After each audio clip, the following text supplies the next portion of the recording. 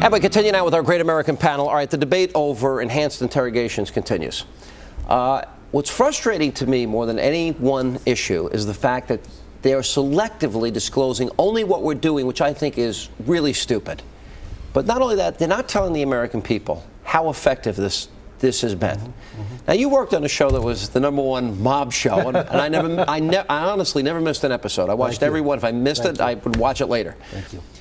But the bottom line is it worked. Sure. Every indication is it worked. And we saved American lives. Why would people oppose this? I don't know. I mean, what did the French do when Hitler came? You know, they rolled over on their backs like puppies, and they said, you know what, we're afraid of you, so we'll make friends with you. I think that peace in our time. Yeah, peace in our Chamberlain. time. I feel very. Look, we have people in CIA and FBI and military, and we want them to protect us. Nothing's happened here since 9/11. Thank God. For whatever reason, I don't know, but I think I do know. But what I want to say is this: we give away what we do, we're dead. We're dead. It's not something you want. You know, it's a dirty business war, very dirty business. But collapsing a couple of towers on a Tuesday morning was even dirtier. Yeah. That's how I feel. And now they're going to take it a step further, release the photos on the eve of Obama's trip to the Middle East.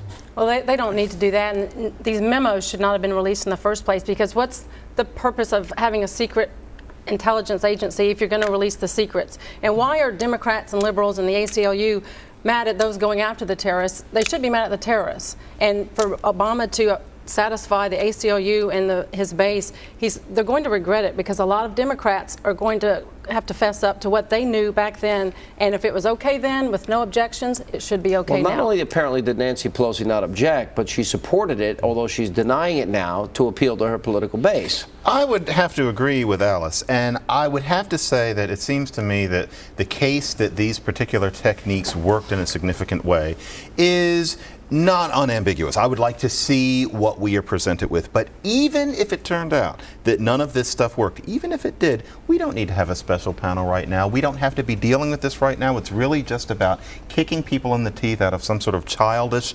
sandbag animus against the other side. We have real problems in this country. This can wait. And so I would have to agree with Alice, basically. Yeah, but if we're going to have a truth commission, Nancy Pelosi can be the first person, as we were discussing earlier, to come forward. What did you know, and when did you know it? I am having a hard time understanding, though, why dunking somebody's head in water with a doctor there under very strict guidelines for very short periods of time, just to scare the living daylights out of them, that 2 CIA directors and the Vice President of the United States, Dick Cheney, has said was successful. I'm having a hard time understanding saving lives. Why would you oppose that? It's like we've forgotten the last 100 years of human history. How many people died under Stalin, under Hitler, under Mussolini? How many people died in the killing fields of Cambodia under totalitarianism and dictatorships and terrorism? And I'm like, what is Obama's thinking? That if he is nicer to the rest of the world, that they'll be nicer to us? You know, if I may, I go back to the schoolyard analogy, where when you're afraid of a guy, if you're not going to confront him, what you do is you want to be his best friend, or you want to be the court jester. I think that in some way, this administration, and look, it's in the early stages. I want to be fair about that. I think it's kind of like we don't want to deal with confrontation. He doesn't want to deal with war. He doesn't want to deal with... He wants to be liked? He wants, yeah. You know what? I don't know if we elected him, whomever elected him, as much as they cast him as a president. All right, but here's a question I have. Now, he had said, and Emanuel had said, and Gibbs had said, that they weren't going to do this. And Holder said it pretty much during his hearings. Question is, he changed on a dime.